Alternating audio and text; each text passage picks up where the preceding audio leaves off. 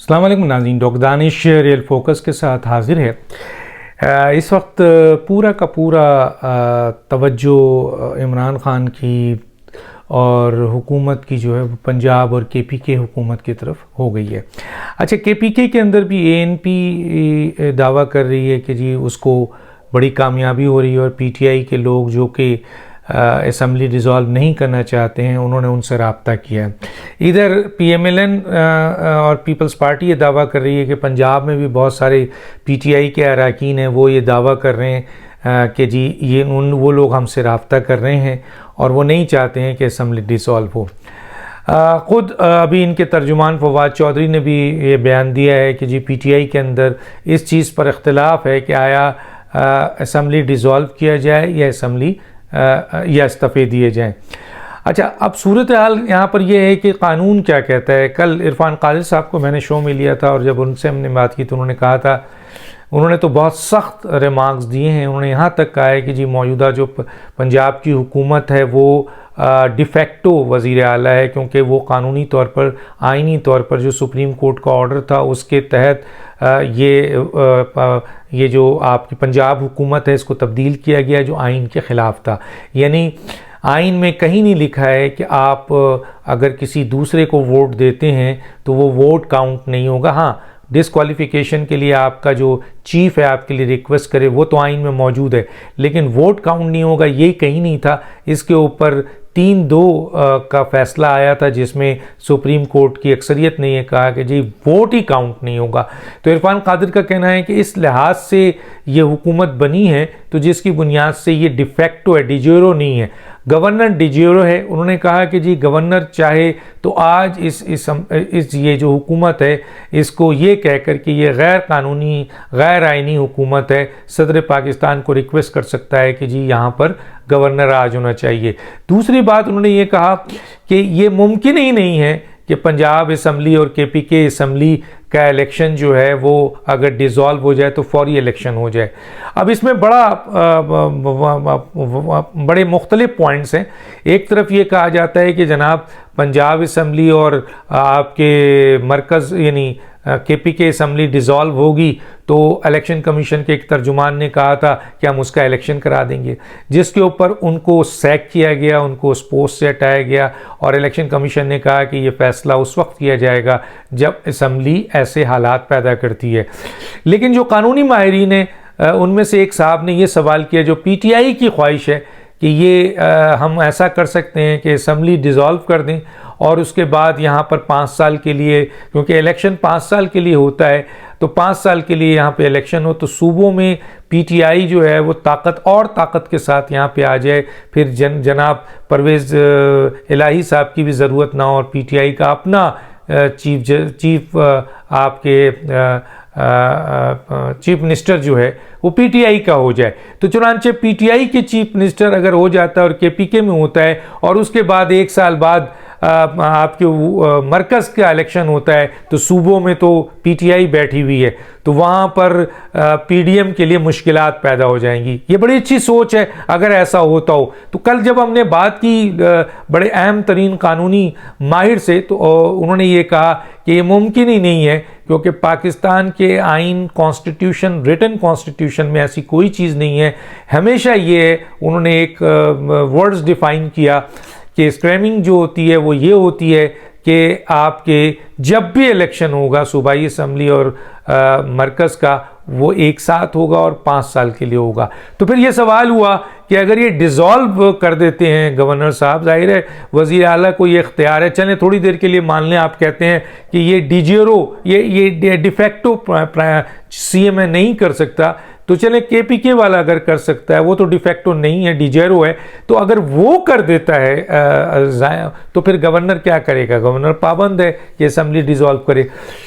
तो उन्होंने कहा असम्बली अगर डिज़ोल्व होती है तो उस पर 2 चीज़ें, एक तो सवाल मैंने उठाया कि जनाब अगर असम्बली डिज़ोल्व होती है तो ज़ाहिर है मामला सुप्रीम कोर्ट में भी जा सकता है और सुप्रीम कोर्ट में ये पिटीशन जा सकती है कि जब दोनों चीफ मिनिस्टर ये कह रहे हैं कि सूबा बहुत आइनी तौर पर रन कर रहा है, वहाँ पे डेवलपमेंट वर्क्स हो रहा है, वहाँ गवर्नेंस बेहती है, लॉ एंड ऑर्डर सिचुएशन अच्छा है, सूबा सही रन कर रहा है, तो फिर ये बताइए कि फिर किस बुनियाद पर डिसॉल्व किया गया। ज़ाहिर है सुप्रीम कोर्ट वजह पूछेगी और दोनों वज़ीर आला के पास कोई वजह नहीं है। अगर डिसॉल्व करते हैं तो वो वापस रिस्टोरेशन हो सकता है एक तरफ।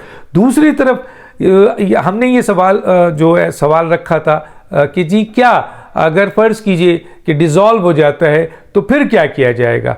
तो उसमें तो एक फैक्टर ये था, दूसरा फैक्टर ये था कि गवर्नर जो है वो फौरी तौर पर फेडरल हुकूमत को या सदर को राब्ता करेगा और यहाँ पर गवर्नर राज लग जाएगा। और गवर्नर राज उस वक्त तक रहेगा जब तक कि जनरल इलेक्शंस मरकज़ का और सूबों का साथ ना हो जाए। तो ये बड़ा एक आपका बड़ा गमगीर सा मसला आ गया। ख़ुद पीटीआई के लिए इमरान खान साहब के कहने के बाद ये मैटर उनके लिए भी बड़ा मसला बन गया, क्योंकि उनके लोग भी इसमें तज़ब्ज़ुब का शिकार हैं। ख़ुद इमरान खान कंफ्यूज हैं कि अगर गवर्नर राज लग जाता है और आईनी तौर पर वो सही होता है तो फिर उनकी दो जगह से हुकूमत ख़त्म होगी, तो उनका उन दो जगहों पर मरकज़ अपनी ताकत के साथ वो अमल करेगा जो इनके लिए परेशान कुन है, जो मरकज़ में परेशान कुन है।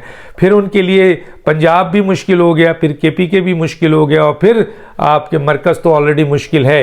तो ये इमरान खान को किसी ने कहा है कि जी फिर आप कहाँ रहेंगे, क्या करेंगे, आपकी एक्टिविटी क्या होगी, आपके ऊपर जो क्रिमिनल क्राइम के केसेस हैं आपके और आपके दोस्तों और साथियों के ऊपर, वो सब खुल जाएंगे। एंटी करप्शन पंजाब फिर गवर्नर के अंडर होगा, केपीके पंजाब का एहतसाब इदारा भी गवर्नर के अंदर होगा और गवर्नर जो है वो एक लिहाज से सदर का नामजद करदा ज़रूर होता है, लेकिन वो फेडरल गवर्नमेंट का पाबंद होता है, फेडरल गवर्नमेंट की बुनियाद पे वो चलता है। तो चुनांचे फिर क्या होगा। तो इसलिए बहुत ज़्यादा पीटीआई के अंदर जो है इस वक्त खिचड़ी पक रही है। दूसरी तरफ परवेज़ इलाही साहब ने बाज़ाब्ता तौर पर इस बात की निशानदेही की है कि वो असम्बली नहीं तोड़ेंगे और इस सिलसिले में उन्होंने यकीन दहानी भी कराई है। ये यकीन दहानी उन्होंने किसको कराई है ये मैं आपको इस तरह बता देता हूँ कि जी उन्होंने इस्टेब्लिशमेंट को ये यकीन दहानी कराई है कि वो ये काम नहीं करेंगे, हालांकि वो बार बार बाहर आकर ये कह रहे हैं। अब इमरान खान साहब कहते हैं कि यार ये तो हमेशा धोखा देता है, ये धोखा दिया इसने, लेकिन सवाल ये पैदा होता है कि परवेज़ इलाही धोखा दे रहे हैं तो फिर इमरान खान अपने वोट हटा ले। लेकिन ये भी मसला है क्योंकि दोनों एक दूसरे को ब्लैकमेल कर रहे हैं, दोनों का मफाद जुड़ा है इस पंजाब हुकूमत का, पीटीआई और परवेज़ इलाही का। हालांकि परवेज़ इलाही के पास 10 वोट है। हुकूमत मरकज़ी पर चौई शुजात के ज़रिए आना चाहती है, अदम एतमाद लाना चाहती है, कुर्बानी देना चाहती है पीटीआई के पीएमएलक्यू के वर्कर को, उसके ऊपर भी काफ़ी काम हो चुका है। लेकिन हालात जो हैं वो क्यों से फिर यहाँ पर देखिए एक बात बड़ी ज़बरदस्त की कल किसी ने कि पीटीआई मुसलसल उस वक्त तक जब तक जनरल इलेक्शन नहीं होता है मुल्क में अदम इस्तेहकाम के हालात पैदा करती रहेगी ताकि जनरल इलेक्शन की तरफ जाए और माशी तौर पर पाकिस्तान गिरे, ताकि इनके पास हुकूमत के पास कोई जवाब ना हो कि वो अगर माशी तौर पर हुकूमत आगे निकल जाती है तो फिर वो जनरल इलेक्शन की तरफ नहीं जाएगी और फिर हुकूमत के लिए जो है वो इमरान खान के लिए वो डेट जो हुकूमत चाहती है डेट वही फिर रह जाएगा। अब इस तरह से सूरत हाल भी है और इमरान खान मुकम्मल तौर पर सियासी हिकमत अमली से आइसोलेशन का शिकार हो चुके हैं, बहुत बैकआउट हो चुके हैं, बहुत पीछे जा चुके हैं, जिसकी बुनियाद पर सुनने में आया कि जरदारी साहब से राब्ता करने की कोशिश की गई और उनसे फेस सेविंग की भी दरख्वास्त की थी, लेकिन जरदारी साहब अकेले तो कुछ नहीं कर सकते हैं, इसके साथ पूरी एक इत्तेहादी हुकूमत है और मौलाना फजल रहमान नवाज शरीफ इस सिलसिले में बहुत सख्त हैं इमरान खान के हवाले से और वो कह चुके हैं कि हमारी हुकूमत जाती है तो जाए, हम दोबारा अपोजिशन में बैठने को तैयार है, हम किसी सूरत में कॉम्प्रोमाइज़ नहीं है। तो मुझे ये पता चला है कि जरदारी साहब को जो इन्होंने अप्रोच की थी वहाँ से भी इनको नाकामी हुई है। एक और बड़ी नाकामी है कि इमरान खान चाहते हैं कि जी वो जो मौजूदा चीफ है उनके साथ किसी तरह राब्ता, और इस राब्ते में जाहिर है सदर ही अपना रोल अदा कर सकते हैं, लेकिन सदर के हालात इतने ख़राब हैं, इतने ख़राब हो चुके हैं क्योंकि वो इमरान खान के हाथों इस्तेमाल होते रहे, इसलिए सदर की कोई भी अल्फाज, इमरान खान की अल्फाज कोई मानने को तैयार नहीं है, कोई उसको रिस्पेक्ट देने को तैयार नहीं है, कोई उस पर यकीन करने को तैयार नहीं है, क्योंकि इमरान खान इतनी तेज़ी से यू टर्न लेते हैं और सदर उनके ग़ुलाम की हैसियत से काम कर रहे हैं। इस आइनी अहम तरीन जो सदर का ओहदा है उसको नहीं निभा रहे हैं। दुनिया देख रही है कि वो क्या कर रहे हैं। चुनांचे शायद उनका ये ख्याल है कि जी सदर के बाद जब वो वापस जाएंगे तो फिर उनका ठिकाना इमरान खान के साथ है। हालांकि इमरान खान का अपना ठिकाना इस वक्त जो है वो ख़तरनाक हो गया है। जैसे मैंने कहा, बहुत अहम केसेस भी आ रहे हैं। तो इसलिए ये जो मार्का है, ये मार्का हल नहीं हो रहा है। और इमरान खान साहब दोबारा पार्लियामेंट में भी जाना चाहते हैं, लेकिन फेस सेविंग के लिए कोई उनको फेस सेविंग एनआरओ या फेस सेविंग देने को तैयार नहीं है। इस वक्त सिचुएशन बिल्कुल ऐसी हो चुकी है कि इमरान खान साहब सियासी तौर पर बुरी तरह नाकाम हुए हैं। इसलिए वो चाहते हैं कि कोई भी ऐसा तरीक़ेकार रखा जाए जिससे सियासी अदम इस्तेहकाम पैदा होता रहे और मौजूदा हुकूमत के लिए मुश्किलात पैदा हों, मुआशी नुकसान हो, ताकि हुकूमत अपने आगे के इलेक्शंस के लिए, जिसको इमरान खान समझते हैं कि अगर अभी इलेक्शन नहीं हुआ और 6 और 8 महीने बाद हुआ तो जो नुकसान पीटीआई को पहुंचेगा वो किसी और को नहीं पहुंचेगा। इसलिए वो चाहते हैं अभी और अभी। और अभी आपने देखा कि 2-3 महीने में जलसे और लॉन्ग मार्च के दरमियान अवाम की सपोर्ट इमरान खान को बहुत कम हुई है, और उस वक्त से ज़्यादा कम हुई है जब से DGISI और DGISPR ने बयान दिया है। वो जो शेख रशीद साहब हैं वो मुसलसल जो है वो कोशिश कर रहे हैं, रिक्वेस्ट कर रहे हैं, प्लीज़ मुझे माफ़ कर दिया जाए, मैं इमरान खान के साथ मजबूरी में खड़ा था, मैं इमरान खान के साथ जो है वो गलती से खड़ा था, मुझे माफ़ कर दिया जाए, मुझे मौका दिया जाए, मुझे दोबारा गेट नंबर 4 की नौकरी दे दी जाए, मुझे प्लीज़ मेहरबानी करें, मुझसे रब्ता करें, मुझे आने दिया जाए, मैं इमरान खान साहब को समझाऊंगा, मैं ये करूँगा, फला करूँगा। तो ये कौन लोग होते हैं? ये वो लोग होते हैं जो मफाद परस्त मुनाफिक लोग हैं। अब फौज वो नहीं रही जो आज से काफ़ी पहले थी।